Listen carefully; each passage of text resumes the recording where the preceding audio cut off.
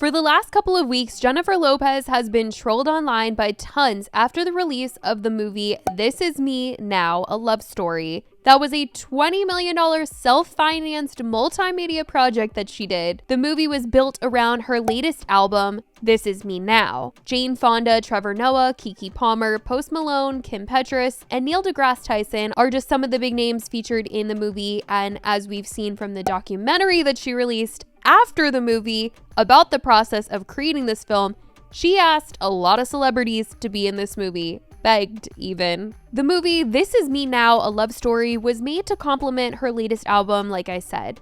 She is performing all the songs in this massive musical movie, and I mean, visually it's fantastic, but unfortunately, numbers-wise, it seems like nobody really cared too much for it. Reports said J-Lo's album was the lowest charting title on the Billboard 200 of her career. And honestly, I think it has to do with the marketing of this whole project. She clearly put a lot of money into this project, but a lot of people just didn't even know that she came out with an album and the movie was supposed to go with the album. I saw some buzz surrounding the movie, but the album, not so much. She did perform on SNL, but there was just so much drama surrounding that appearance due to the host that night, Ayo from Hulu's The Bear, previously having made a comment on a podcast about J-Lo's career, saying that it was one of the longest scams, and later added that J-Lo thinks that she's still good even though she's not singing for most of the songs that she has, basically alluding to all these things that have been said about J-Lo not singing her own songs. This quote went public the week that both of them were supposed to be on SNL together, so that was the majority of the conversation that week, instead of it being like, oh, J-Lo is going to be on SNL to promote her new album, movie, and documentary.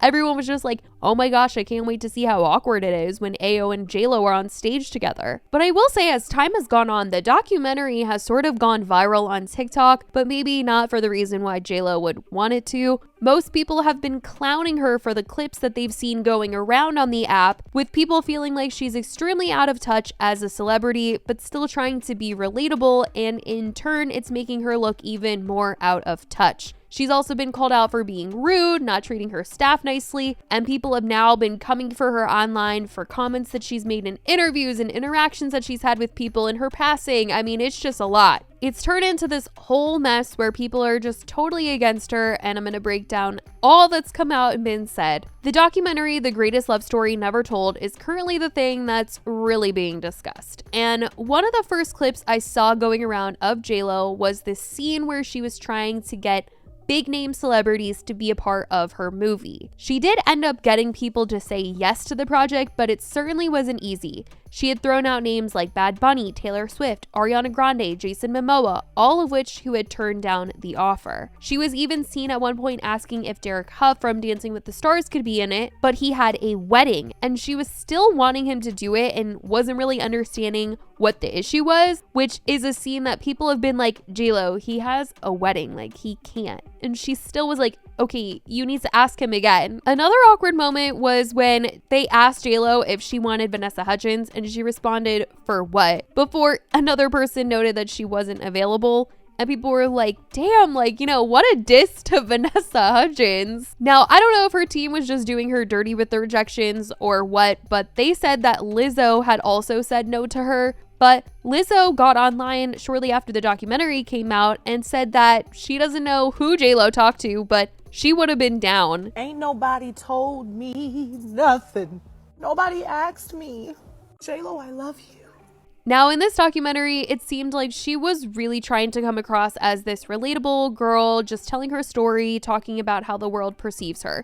She addressed the fact that she's been married 4 times and people probably think, what the F is this girl's problem? But in this documentary, and also the movie that she'd come out with, and the album and the lyrics to the songs, she is trying to tell this happily ever after between her and Ben Affleck, how they came back together to each other after all these years, and their love inspired her to get back in the studio and start making music again. And she said that she didn't want to just put out an album and a music video and sit back and see like how it was all gonna do. She wanted to do it big. She wanted it to be grand. And that's why she made a movie for the album, which a lot of people have been like, nobody loves J-Lo more than J-Lo loves herself.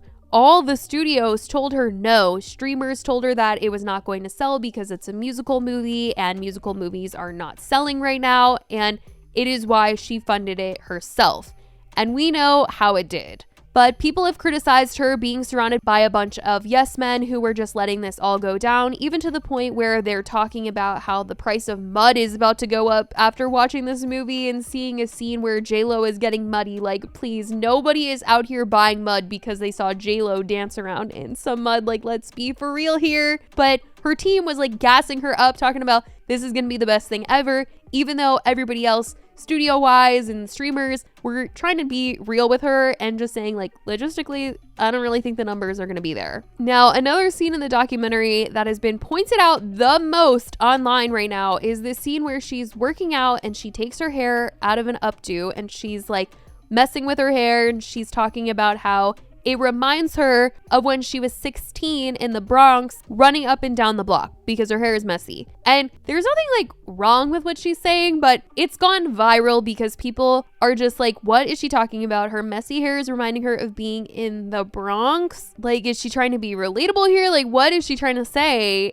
Amazon Prime shared this clip as a TikTok, and the replies were, she needs any reason to bring up Jenny from the block. I'm so glad she lets us know she was from the Bronx, cause I was stumped for a sec. The block deserves royalties at this point. Girl, we're tired. I wish I adored myself as much as J-Lo adores herself. People even started recreating this scene on TikTok. I like taking my hair out like this. It reminds me like when I was 16 in the Bronx. I like taking my hair out like this. Reminds me like when I was 16 living in the Bronx, running up and down the block. Crazy little girl, used to be wild. No limits, no dreams. Others reacted and had some other things to say about the fact that they feel like J-Lo is always bringing up the Bronx and she's trying so hard to be relatable when she's simply not, and they feel like she's just using this part of her life a little too much. J-Lo is a delusional chaos demon. At this point, I don't even believe she's from New York anymore, because what block are you from, J-Lo? Leave us alone. Please stop using us to look human. We are sick of you. You don't do for us. Keep our names out of your mouth. We're not running up and down the block. Not all of us do that for kicks. You're stupid. Stop using us to look human. Stop using us to look relatable. I'm sorry, but as somebody from the Bronx, I'm tired. I'm so tired of J-Lo. A lot of people are giving her hate about this, and I agree, because she keeps on talking about the block like she goes back to the block. If you're gonna disrespect our community and fail to represent our community or give back in any way, then you don't have the right to mention the Bronx anymore. And not just funding our education system, which is failing, but like funding the community of the Bronx in general. We are struggling and suffering every day, and you're just like sitting pretty with your nice toned body with your millions of dollars. So why don't you walk the walk instead of just talk the talk? Because we all know that you're probably making money every time you say the word Bronx, or you're trying to gain more attention because you're losing money because your movie sucked and your music is not doing well anyways, so you just want to, like, this is your saving grace. Like, oh no, but I'm also from the Bronx, like, I'm so unique, like, this is my whole personality, and, like, I came from nothing and I worked so hard. And, like, yeah, you did, but you're not from the Bronx now, are you?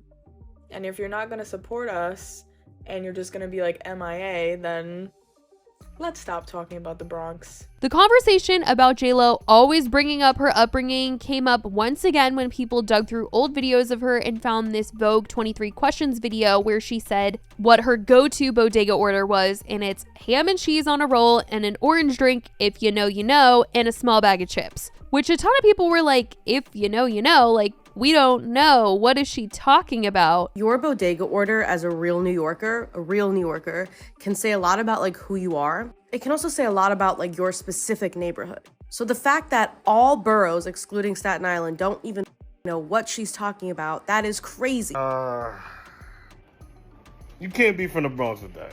I'm not gonna lie to you. Like, I don't even respect. I'm still Jenny from the block anymore, because I don't know what block you was on where you think a ham sandwich and an orange drink. You talking about if we know, we know. We don't know anything. There's mad orange drinks. That doesn't make sense. So we don't know that. In the same Vogue interview, she also joked about how New Yorkers are, and well, it didn't go over well. Something else that real New Yorkers say.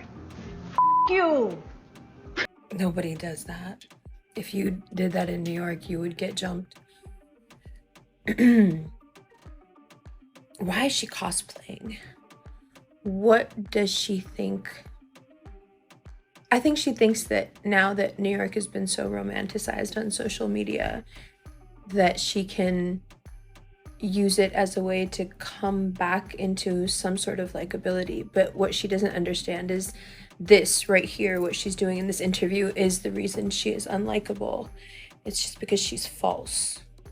So this whole era where J-Lo was under the impression that she was going to come back and make music and have this grand movie be out surrounding the album has seemingly flopped and turned into the internet turning against her and questioning the way that she's choosing to market herself, feeling like she's using the Bronx as a way to stay relatable, and it just isn't hitting, and in turn people are tired or they're offended. People have gone on to talk about nightmare interactions that they've had with her now because they're just in this J-Lo hater phase right now. People have said J-Lo doesn't like when people look her in the eyes. People have also started passing around this clip where she once spit gum into an assistant's hand on set. It has been a mess. Some have tried to defend her, though, I will say. Someone was trying to defend the whole look her in the eyes thing. She says she doesn't like people to look at her in the eyes.